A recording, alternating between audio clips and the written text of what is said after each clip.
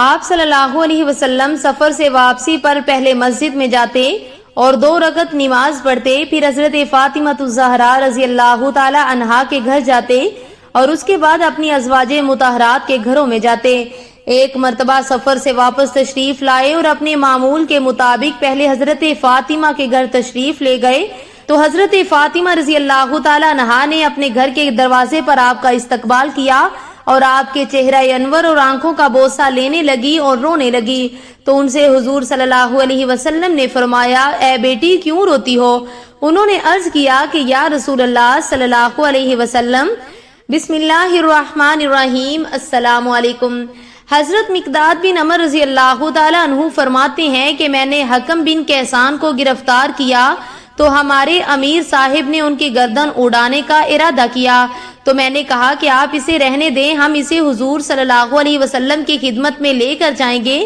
چنانچہ ہم انہیں حضور صلی اللہ علیہ وسلم کی خدمت میں لے کر آئے۔ حضور صلی اللہ علیہ وسلم ان کو اسلام کی دعوت دینے لگے اور بہت دیر تک دعوت دیتے رہے۔ جب زیادہ دیر ہو گئی تو حضرت عمر نے عرض کیا کہ یا رسول اللہ، آپ اس سے کس امید پر بات کر رہے ہیں؟ اللہ کی قسم یہ کبھی بھی مسلمان نہیں ہوگا۔ آپ مجھے اجازت دیں کہ میں اس کی گردن اڑا دوں تاکہ یہ جہنم رسید ہو جائے۔ لیکن حضور صلی اللہ علیہ وسلم نے حضرت عمر کی بات کی طرف کوئی توجہ نہ فرمائی اور اسے مسلسل دعوت دیتے رہے یہاں تک کہ حکم مسلمان ہو گئے۔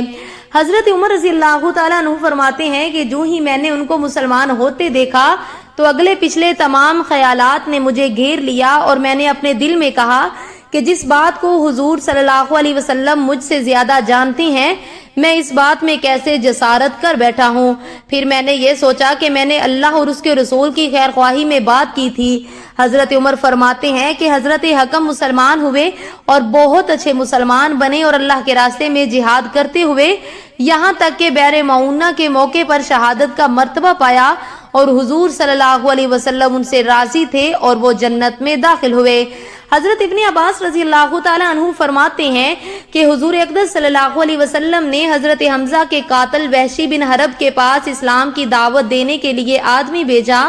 حضرت وحشی نے جواب میں یہ پیغام بھیجا کہ آپ مجھے کیسے اسلام کی دعوت دے رہے ہیں، حالانکہ آپ خود یہ کہتے ہیں کہ قاتل اور مشرک اور زانی دوزخ میں جائیں گے اور قیامت کے دن ان پر عذاب دگنا ہوگا اور ہمیشہ ذلیل ہو کر جہنم میں پڑے رہیں گے، اور میں نے یہ سب کام کیے ہیں، تو کیا میرے لیے آپ کے خیال میں ان برے کاموں کی سزا سے بچنے کی کوئی گنجائش ہے؟ تو اللہ تعالیٰ نے فوراً یہ آیت نازل فرمائی، مگر جس نے توبہ کی اور یقین لایا اور کیا کچھ کی نیک کام سو ان کو بدل دے گا اللہ تعالیٰ برائیوں کی جگہ بلائیاں، اور ہے اللہ تعالیٰ بخشنے والا مہربان۔ اس آیت کو سن کر حضرت وحشی نے کہا، توبہ اور ایمان اور عمل صالح کی شرط بہت کڑی ہے، شاید میں اسے پورا نہ کر سکوں۔ اس پر اللہ تعالیٰ نے یہ آیت نازل فرمائی کہ بے شک اللہ تعالیٰ نہیں بخشتا اس کو جو اس کا شریک کرے اور بخشتا ہے اس سے نیچے کے گناہ جس کو چاہے۔ اس پر حضرت وحشی نے کہا، مغفرت تو اللہ کے چاہنے پر موقوف ہو گئی،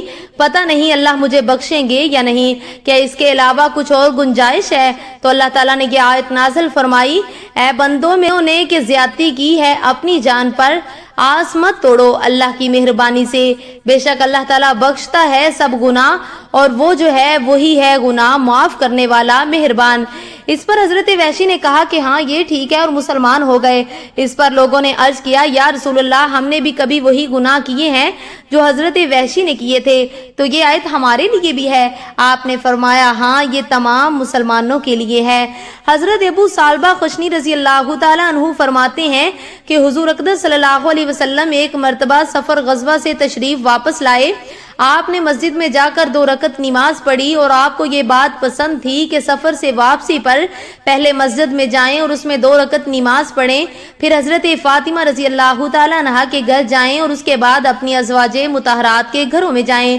چنانچہ ایک مرتبہ سفر سے واپس تشریف لائے اور اپنی ازواج مطہرات کے گھروں سے پہلے حضرت فاطمہ کے گھر تشریف لے گئے تو حضرت فاطمہ نے اپنے گھر کے دروازے پر آپ کا استقبال کیا اور آپ کے چہرہ انور اور آنکھوں کا بوسہ لینے لگی اور رونے لگی، تو ان سے حضور صلی اللہ علیہ وسلم نے فرمایا، کیوں روتی ہو؟ انہوں نے عرض کیا، یا رسول اللہ صلی اللہ علیہ وسلم، آپ کی یہ حالت دیکھ کر رو رہی ہوں کہ آپ کہ آپ کا رنگ سفر کی مشقت کی وجہ سے بدل چکا ہے اور آپ کے کپڑے پرانے ہو گئے ہیں، تو ان سے آپ نے فرمایا اے فاطمہ مت رو، اللہ تعالیٰ نے تمہارے باپ کو ایسا دین دے کر بھیجا ہے جس کو اللہ تعالیٰ روئے زمین کے ہر پکے گھر میں اور ہر کچے گھر میں اور ہر اونی خیمے میں ضرور داخل کریں گے۔ جو اسلام میں داخل ہوں گے وہ عزت پائیں گے اور جو داخل نہیں ہوں گے وہ ذلیل ہوں گے، اور دنیا کے جتنے حصے میں رات پہنچتی ہے اتنے حصے میں یہ دین بھی پہنچے گا، یعنی ساری دنیا میں پہنچ کر رہے گا۔ تعالیٰ عنہ فرماتے ہیں کہ میں نے حضور اقدس صلی اللہ علیہ وسلم کو یہ فرماتے ہوئے سنا کہ جہاں تک دن رات پہنچتے ہیں یعنی ساری دنیا میں یہ دین ضرور پہنچے گا، اور ہر پکے اور کچے گھر میں اللہ تعالیٰ اس دین کو ضرور داخل کریں گے، ماننے والے کو عزت دے کر اور نہ ماننے والے کو ذلیل کر کے۔ چنانچہ اسلام اور اہل اسلام کو اللہ پاک عزت دیں گے اور کفر کو ذلیل و رسوا کریں گے۔ حضرت تمیم داری فرمایا کرتے تھے کہ میں نے اس منظر کو اپنے خاندان میں اچھی طرح دیکھا کہ ان میں سے جو مسلمان ہوئے خیر و شرافت اور عزت نے ان کے قدم چومے، اور جو کافر رہے وہ ذلیل ہوئے، ان کو چھوٹا بننا پڑا اور جزیات دینا پڑا۔ امید ہے آپ کو ویڈیو اچھی لگی ہوگی۔ ویڈیو کو لائک اور زیادہ سے زیادہ شیئر ضرور کریں۔ ملتے ہیں ایک اور نئی ویڈیو کے ساتھ۔ وعلیکم السلام ورحمۃ اللہ وبرکاتہ۔